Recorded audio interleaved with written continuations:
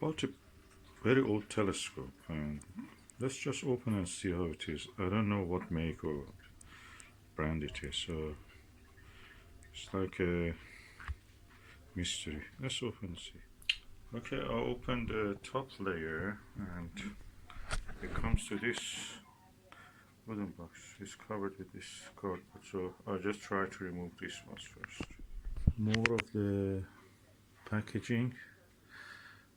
When you buy things in the wooden boxes, you have to be careful, don't transfer woodworms to your property, so I have to check for any signs of the wood damage. Okay, I have now disinfected the outer surface with the isopropyl alcohol, and now I'm going to open the box. I don't know what I will find here. It's a wooden box. I don't see anything here damaged by the woodworms, so lucky. These are all the pieces. I have to be very careful with these rags. I will remove them. I don't want them to contaminate.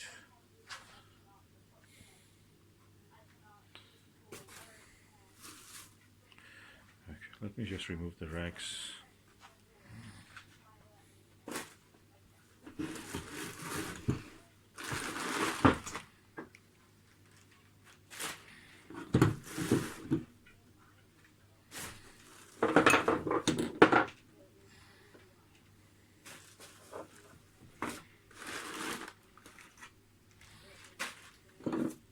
That's a massive finder scope. Never saw anything like this before. Oh, these handles, they look strange. I have to take a look in the internet forums. I see a few holes here that can be due to woodworm, so I have to be careful about that.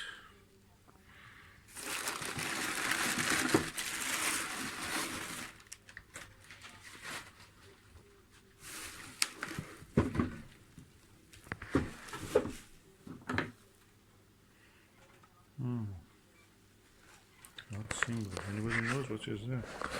I have to study. What's that symbol? It looks like Mercedes-Benz or a T or a H or TH. T top part, lower part H, and a O. The whole thing like O. And Y also, reverse Y. That's just strange. Let me just remove the wrapping of the tube. Okay, I see a writing. I've disinfected most of the things. What is the writing here? HOC model number. It says model number.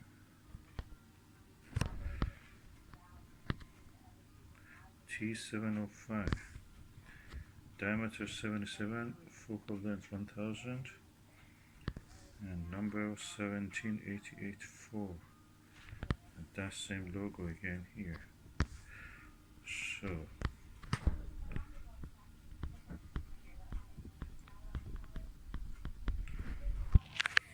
I must say I'm impressed by this. This is really big. These sachets are practically useless. They may even contain some people. Just throw them away. Okay, I've now emptied everything that is here. And what I noticed is written in some letters. It's in Chinese or Japanese character, Yashio. Yashio is the name here. That's Y. And there are some numbers, probably. And Yashio. What is Yashio? I have to look.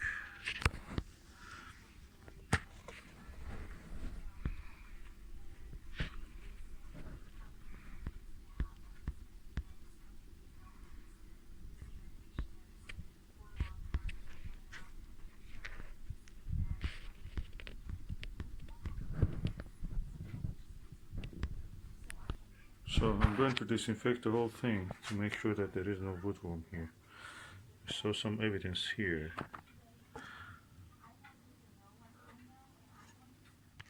Okay, the tube rings for the Skywatcher ED 72mm easily fits into this, so it fits it.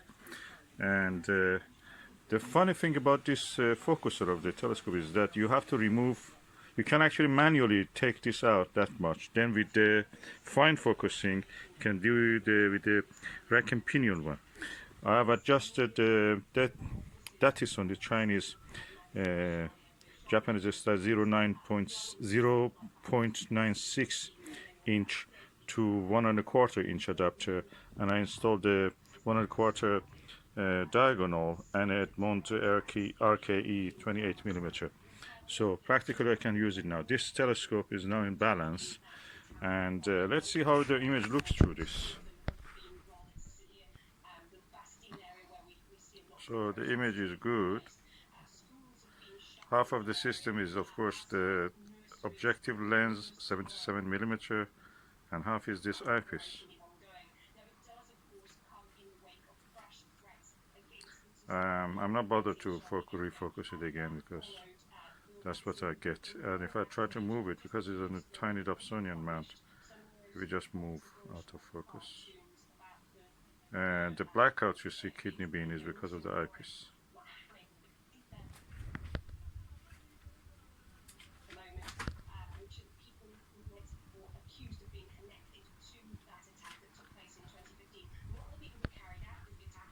And the window, of course, bringing those little fruits into focus and out of focus by moving them. So, okay, that was the view through this telescope. Good as it can be a 77mm telescope. It probably will benefit if it be on the proper mount, big tripod, and a mount that you can move it. The funny thing is that the dew shield can be shifted actually back and forth around 1.5 centimeter. So interesting. This is the cap, and I found that what is it is Japanese style, similar to the what it is called Swift 7831. Sorry, Swift 831, which at this 1960s, mid 1960s, was built by the Takahashi. So practically, this is a Takahashi.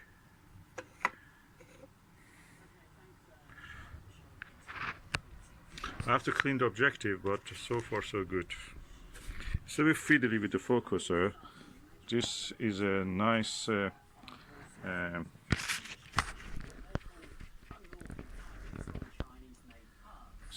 finder scope, quite large. It's almost like a small telescope. And so this one, HOC, is all probably is Optical Company. Hushida, I don't know, but I'll have to look at it. But the symbol is known. It's a bit fiddly. You have to move this back, then adjust with this. So imagine you have to do this in the dark. It was acceptable maybe in 40, 50 years ago. Nowadays, no. With the Chinese advancement in optics, these things are now obsolete. The quality of the lens, I've noticed there are 3 spaces between the lenses. There should be. One of them is missing, and that puts a little bit of strain on the thing. So I may just remove it later and just correct it. Okay, do you see the 2 of the spacers? One is down here, and one is here. The corresponding one, which should be here, is missing. And I can see some fringe lines there when I'm looking visually at it. You may not see it. By the way, the lens needs cleaning, and when I'm cleaning it, I will just adjust the spacers. I may put something like aluminum foil or something. Of course, I've heard people say use postage stamps and such things, but that's an option if you want. So the eyepieces I have here, 9mm, 6mm, f6mm. I never heard of this, but probably f points to the focal length. HM is a Organian modified Again, another 6mm. So it seems that the eyepieces have been exchanged and moved between two telescopes. So these ones are not the ones that comes with this, because there are three 6mm ones.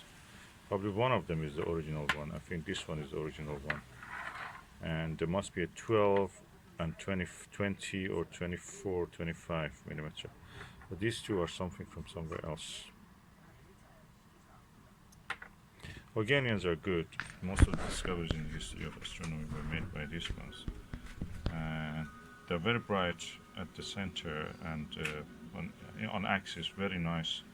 Off axis, a little bit distortion, but yet they're bright. So that makes them really ideal. But the eye relief and the size of the lens for cleaning is tiny, so you cannot really do much. Interesting is the size and the shape of these knobs. These are the style for the Takahashi and old Takahashi, probably I should say, or Swift also. So I can identify it now. That's Swift or clone of a Swift. The Japanese used to share a lot of the specifications with them, and in patents that they created, they share it together. They are nice. You can use it on any telescope. So I'm looking forward to use them on tripod when I have the chance. These are counterweights and other things for the other parts. I don't see any tripod. There is no space for putting the tripod in that wooden box. So I suppose the tripod comes separately, or it was just optical tube assembly, like expensive items. And this is, of course, a solar viewing screen that has been damaged by some kind of washing or abrasion, or it can be the sun has burnt it. It can be repainted and used. Okay, the hood, the dust cap, sorry, the hood, light protection hood. This is the cell holder for the lens, objective lens, and this is the whole objective lens.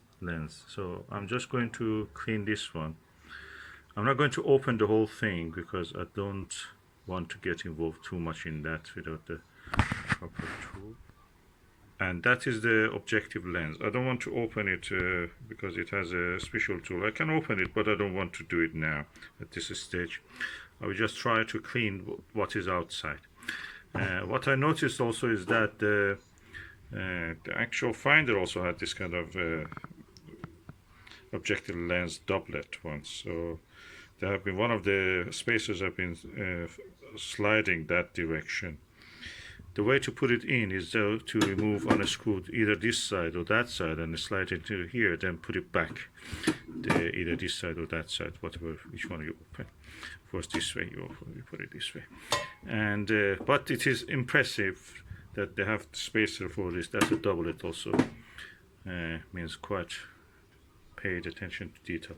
I'm going to clean this and just put it back where it was.